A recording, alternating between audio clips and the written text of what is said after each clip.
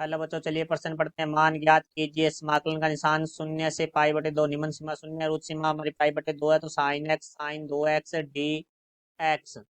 मुख्य अवधारणा, तो हमारा जो प्रश्न है वो निश्चित समाकलन से संबंधित है। तो देखो हम इसके अंदर बात करेंगे, हमारा जो एक्स की घात एन है उसका एक्स के सापेक्ष समाकलन जब हमारी निम्न सीमा ए और उच्च सीमा बी हो तो हमारा बराबर में होता है एक्स की घात एन प्लस एक बटा में एन प्लस एक, जिनकी सीमाएं हमारी ए से बी। तो पहले हमारी उच्च सीमा रखी जाती है एक्स की जगह, तो बी की घात एन प्लस एक बटा में एन प्लस एक माइनस निम्न सीमा रखेंगे ए, हम ए रखेंगे एक्स की जगह, तो ए की घात एन प्लस एक बटा में एन प्लस एक।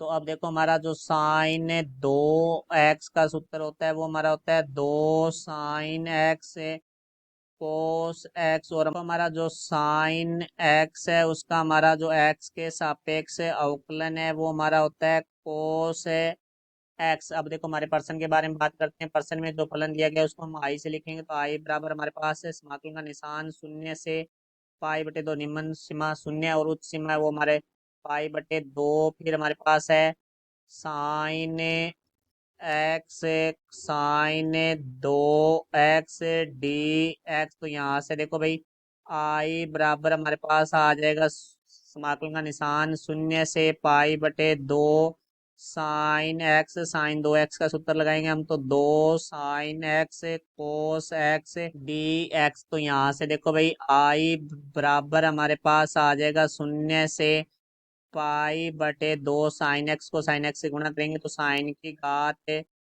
दो एक्स दो एच है, तो जो समाकलन के निशान से बाहर आ जाएगा गुणा में कोस एक्स डी एक्स। तो यहाँ से देखो हम साइन एक्स को टी से प्रतिस्थापित करेंगे, क्योंकि साइन एक्स का जो अवकलन है वो हमने मुख्य उदाहरण में लिखा है कोस एक्स होता है, जो कि हमारे इस फलन में उपस्थित है। तो यहाँ से देखो मानना साइन एक्स बराबर है टी। अब हम इसका एक्स के सापेक्ष अवकलन करेंगे, तो डी बटा में डी एक्स साइन एक्स बराबर टी का एक्स के सापेक्ष अवकलन डी टी बटा में डी एक्स। तो साइन एक्स का एक्स के सापेक्ष जो अवकलन है वो हमारा हो जाएगा कोस एक्स डी एक्स, भाग में बराबर से दूसरी तरफ आके गुणा में बराबर आ जाएगा हमारे पास डी टी। तो यहाँ तो आप देखो हमारे क्योंकि सीमाओं में भी परिवर्तन होगा, क्योंकि सीमाएं हैं वो एक्स के रूप में थी, अब इसे टी के रूप में परिवर्तित करेंगे। तो देखो एक्स बराबर हमारे पास है शून्य था, तो अब देखो टी बराबर हमने साइन एक्स लिया, तो टी बराबर हमारा हो जाएगा साइन शून्य। तो टी बराबर साइन शून्य का मान होता है शून्य, तो एक्स बराबर शून्य था तो टी बराबर भी शून्य रहेगा।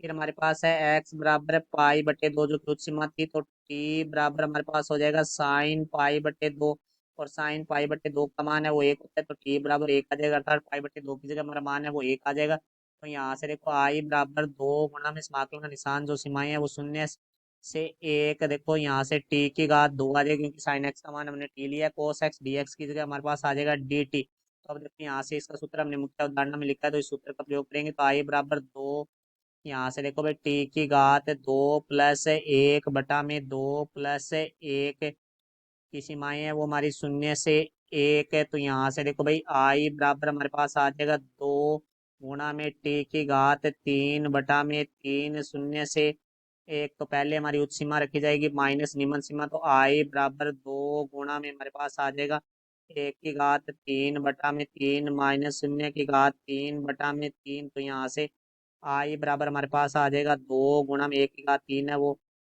एक ही होता है बटा में तीन, माइनस शून्य घात तीन है वो शून्य होता है, शून्य में तीन का भाग देते हैं तो शून्य ही आता है। तो यहाँ से देखो भाई आई बराबर हमारे पास आ जाएगा दो बटा में तीन। तो ये हमारे प्रश्न का उत्तर हुआ। मैं आशा करता हूँ समझ आया होगा। धन्यवाद।